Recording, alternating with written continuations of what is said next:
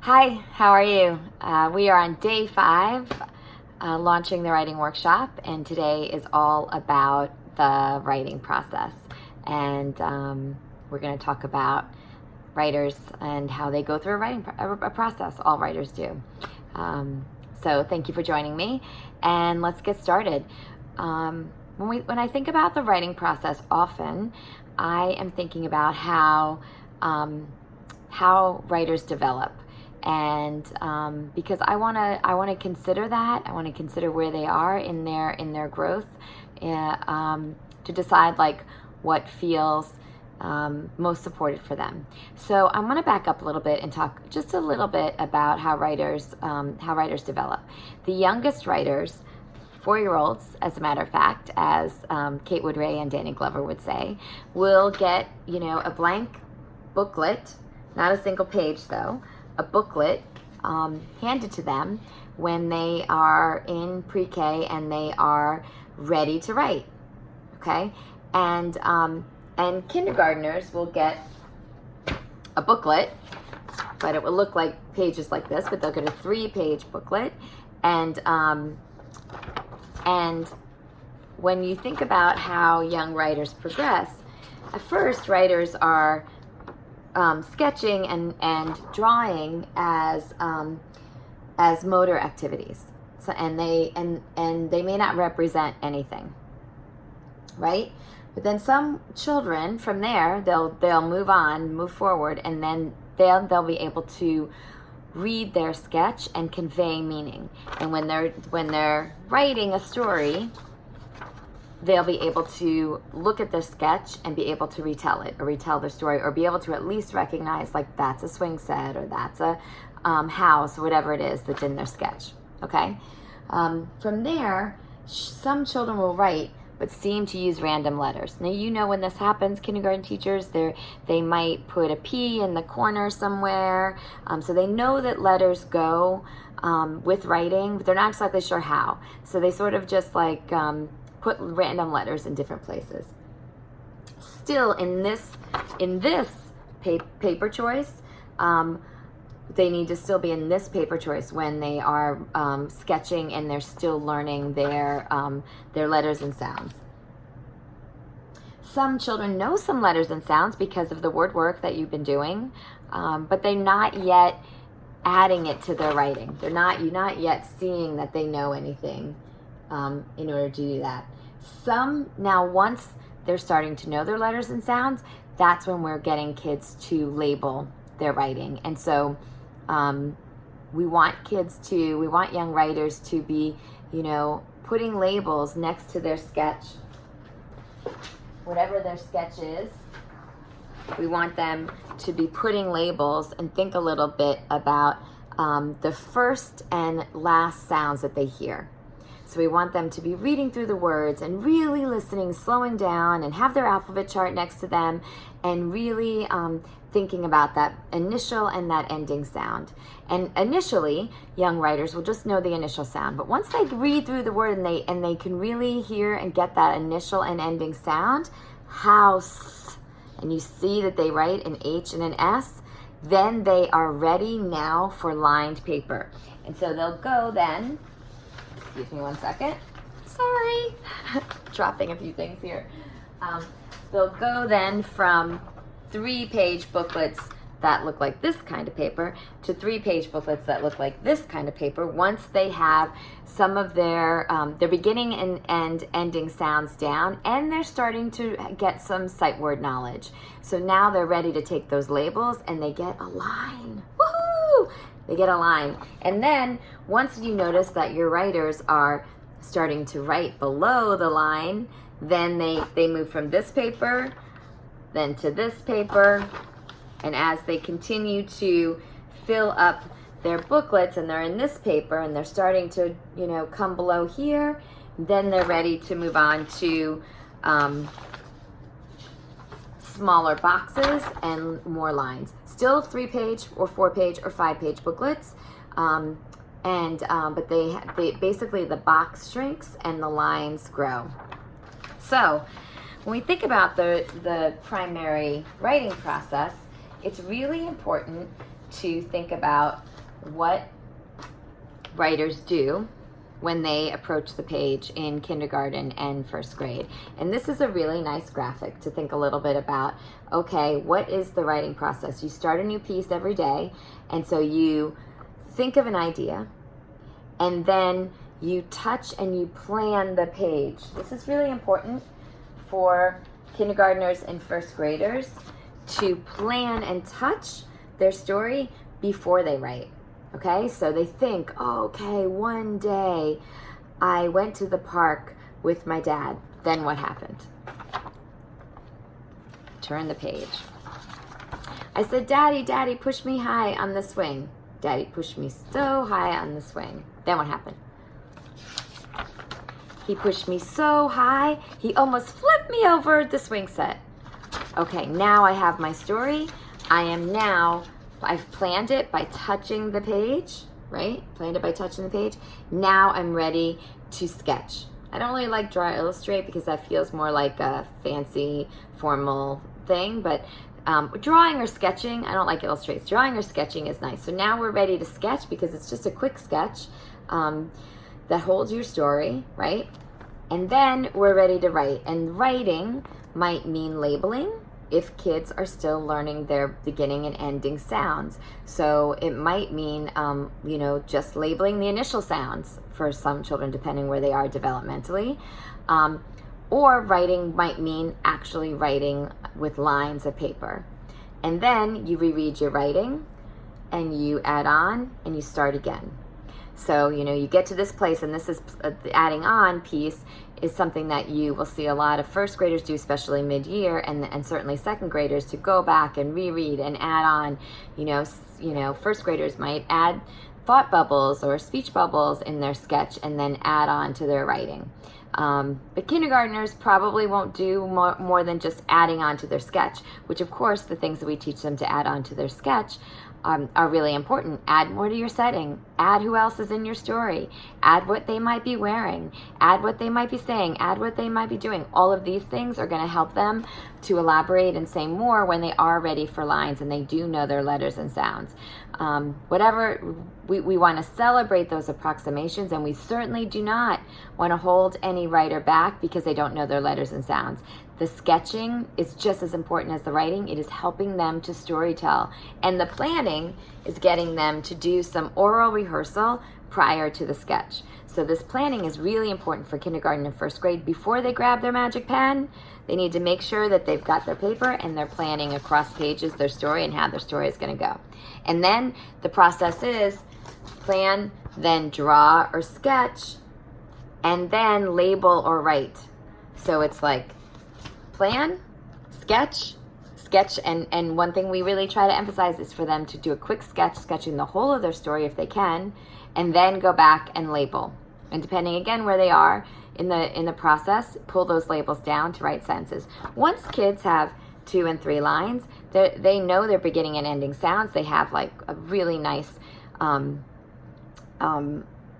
they have a nice wealth of pretty good understanding and spelling of sight words that they are now ready to, they don't need to label as much. So, the labeling can kind of go away, but the planning is very helpful, and the sketching, no matter what, is really helpful.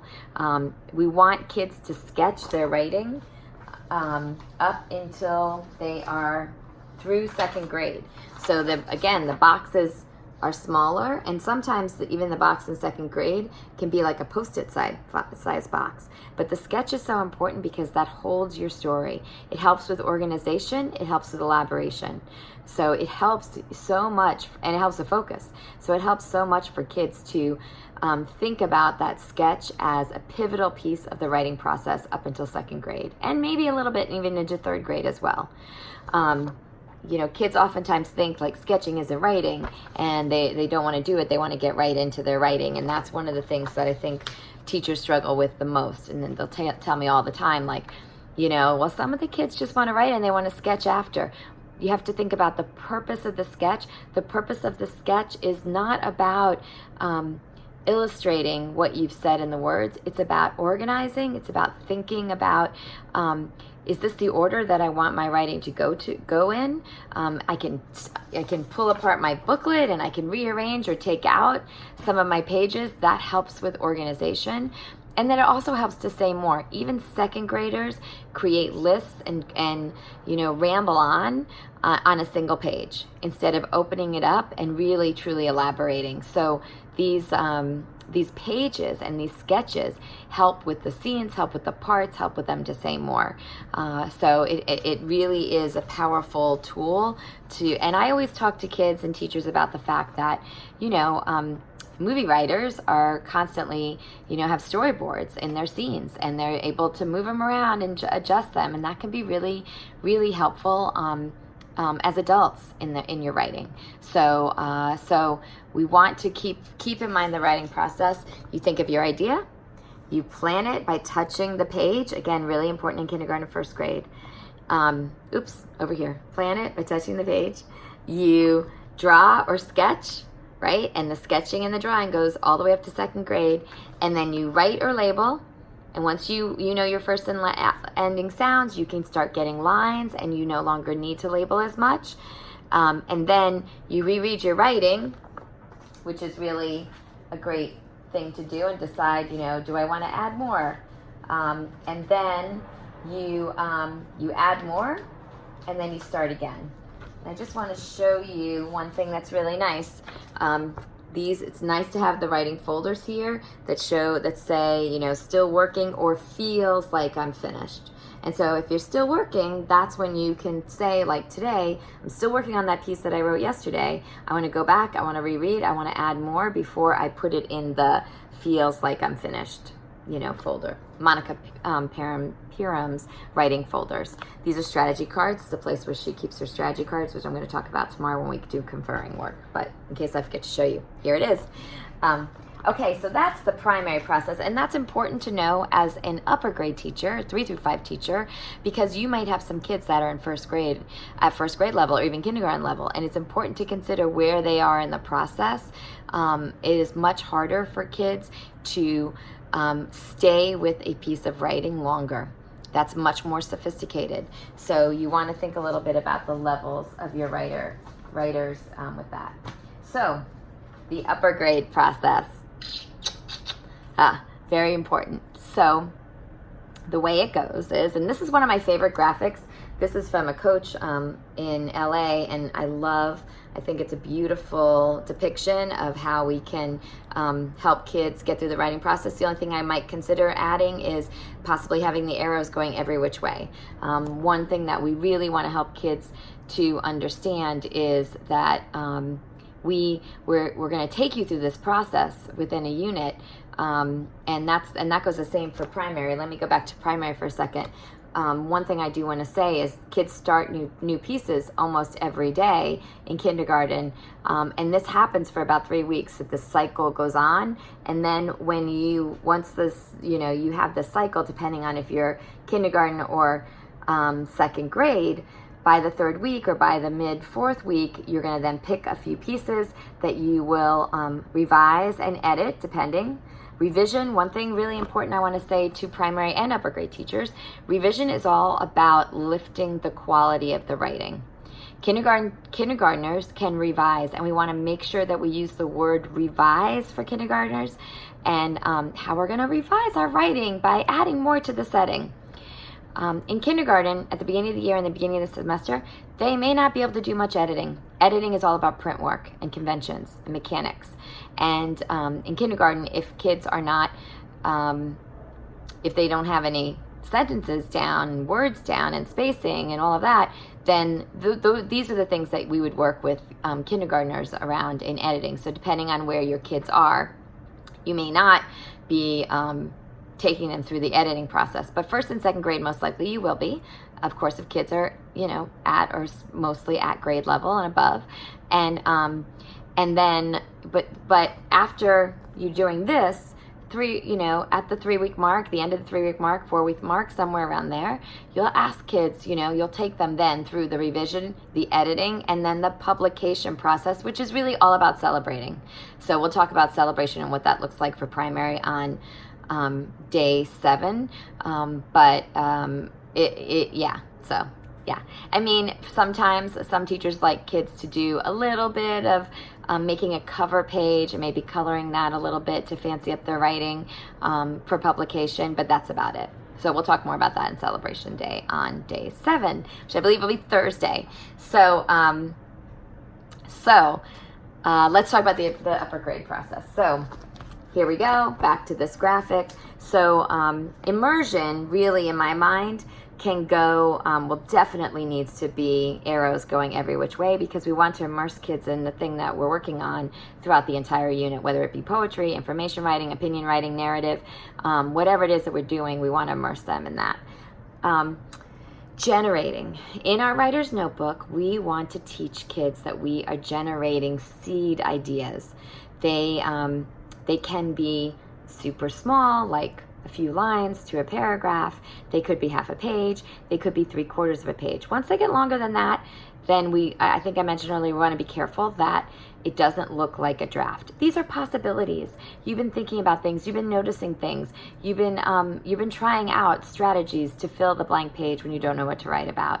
And we want lots and lots and lots and lots and lots of entries for kids for many reasons. One is that it helps them to understand that every day when you're eating, drinking, breathing, living, talking, you have something to say, you have stories to tell.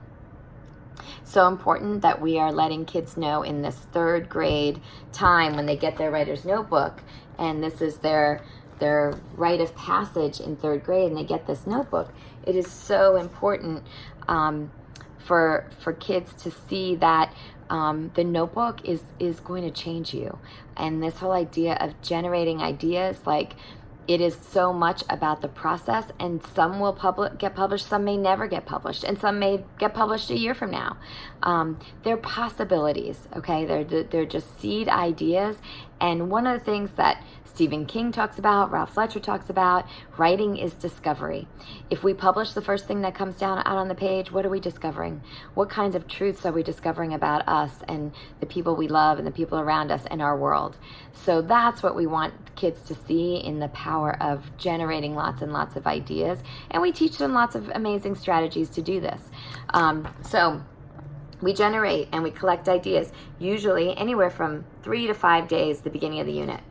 Then we develop these ideas. This piece of developing, we select a seed somewhere around here, although at some point, definitely by the time we draft, we have to have landed on that seed idea.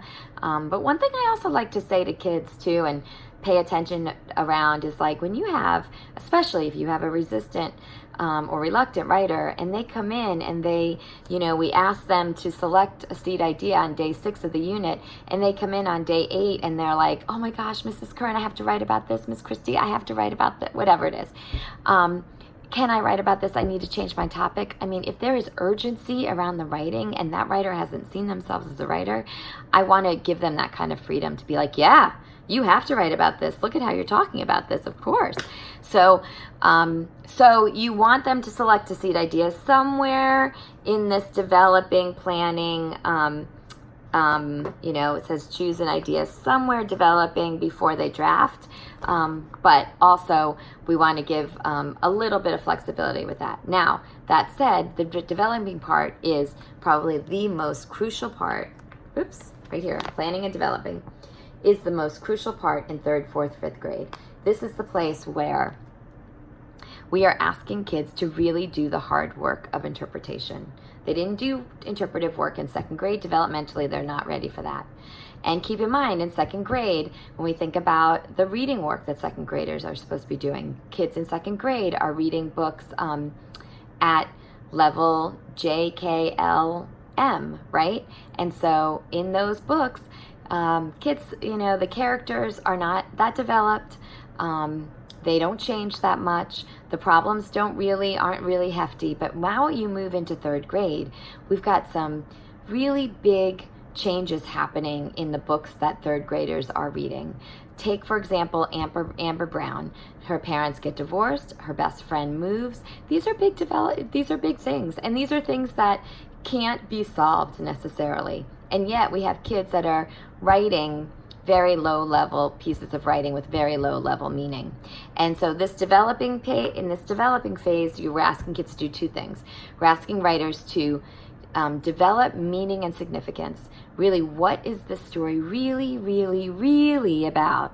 What is it teaching us about ourselves, about others, about life? What is the theme of this piece? And we have to figure it out. And there's strategies around that, so many that I can work with you through. But that's what that phase is that idea of getting that deeper meaning inside of that writing. And then once we know, they call it, sometimes you hear it called the heart of the story. Once you know the deeper meaning, you could never possibly know the true meaning when you first sat down to write it back here in generating. You got to do some thinking around it, and you have to push yourself to really think about, what is this really, really about? So funny, I was just talking to my mom yesterday about church, and she's like so conflicted about a few things, and I'm like, Mom, what is this really about? Is this about this or this or this? You have to figure that out. And she's like, you're right. I had no idea. So anyway, it works in life as well. But you don't always know the first time. You just know that there's the urgency about writing this, or there's something that's unfinished, or there's some truth you have to tell, but you're not quite sure what the meaning is yet. And in these lessons in the developing phase, that's when you're teaching third, fourth, and fifth graders to really find the heart, really find the deeper meaning inside of their writing. Why must they write about that? And then once they write it, they plan it. And they plan it in narrative. They plan using a story mountain or a timeline, or touching the page, a booklet, story rehearsal. In opinion, they do something called boxes and bullets. And in information, they might have chapters, title, a big title, and then chapters. And this all happens inside the writer's notebook. You're generating, you're developing, which is developing the meaning of your writing, and also your planning, all happens in the writer's notebook, right? Then when you're ready to draft, right down here, when you're ready to draft, you come out of the notebook and you're on loose leaf paper. That's when, and oftentimes many teachers, I like to do this often. I like to, but you don't have to. I like to have yellow legal pads. Sorry, I'm trying to find one, but I don't think I have yellow legal pads, just because my good friend Mary Osborne used to say, like, the tools really matter. And it felt like, you got a magic pen, you got a yellow legal pad, feels a little bit more grown up. It feels different than anything else that you do in school. And so I like to use the yellow legal pad when they draft. I also like, especially for third grade, but sometimes in fourth and fifth grade, to cut pages in half. And take those story mountains, those timelines, and put like a dot and a little keyword on each page of their draft, so they really can elaborate and really flesh that out a little bit, and they can determine, like, which part do I want to flesh out a little bit more, which part is not going to be as important as where the true heart and the true meaning is. So that can really, really help, again, to help them elaborate more in their writing. And the half sheets just help. It's a little bit less intimidating than a full sheet. They might take a full sheet for the heart of the story. That can be really cool too. So, and I think I have like a little example of that with my, it's so important that your own writing, you have examples of, a draft as well. So, stepped on the first page is, get the skates on, then stepped on the rink, then a bully called me a name, right? She pushed me down, my best friend saved me, we went to get a drink of soda, that is. Sorry. But you see like the little keywords at the top, then you can flesh out. The other thing you might notice is when you're drafting, you don't want kids to write on the back of the pages. You might perform surgery in some way. And then of course you're going to show them some revision moves where you're crossing lots of stuff out and you're writing in the margin. Some teachers like kids to skip lines. That's fine as well. And revision, remember, is lifting the quality of the writing. How can I think about my dialogue and really think about the exact words this person said? How can I really think about and hear my mom's voice as I include that in the words in my dialogue? I might revise that. How can I add, 3 sentences of a series of internal thinking to show the tension in my writing? How can I consider my introductions, my leads? Do I want a setting lead? Do I want to, have a question lead? Do I want to start in the moment in my lead? How do I create an ending that leaves the reader really thinking about the heart of the story? These are all revision moves, right? Editing is and when we want to revise, sorry, let me get my graphic up again. We want to make sure that we're revising. We usually draft for about 2 days. Calkins says, draft furiously. Kids are probably not going to finish that draft in 1 or 2 days. Some will, some won't. However, you're going to revise and edit, and they'll still be fleshing out some of that draft when you're revising and editing, and they can use some of those moves inside of that as they move forward in their drafting. You'll spend, 2 to 4 days revising, 2 days editing. Think about the things that, that feel like patterns in your room that will really help kids to think about the conventions and mechanics and spelling in their writing. And then we are going to publish and celebrate. And we'll talk more about that again on day 7 on Thursday about the publication and celebration piece. I just want you to keep in mind, this is a spiraling curriculum. We cannot fix. We need to teach. We can't fix, right? Everything in their writing. And oftentimes when we look, especially at mechanics, we look and we see so much of the deficit, and then we, think that we're teaching, but really we're fixing, and we're teaching to that piece instead of that person. And remember what Calkins always says, we always want to teach the writer, not the writing. And the more we teach the writer, the more that the qualities that the writer is learning, the strategies that they're learning will stick. And we will see transfer, and we want kids to know that this is the thing you can do on this piece, and this piece. And so it's really, really important that oftentimes teachers are like, 5 weeks? It's going to 5 weeks get through a unit? It's a spiraling curriculum. So you're going to teach it again and again and again. But if it takes you more than 5 weeks, you might want to ask yourself, am I teaching the writer or the writing? And I want to be teaching the writer. So you cannot teach the writer everything by the end of that unit. You just can't. And I know that feels really scary, but try to take a deep breath, because if you can try to really consider the writer is who you're teaching, you will see so much more growth, and growth that will stick throughout the year. Okay, that's the writing process. Day 5,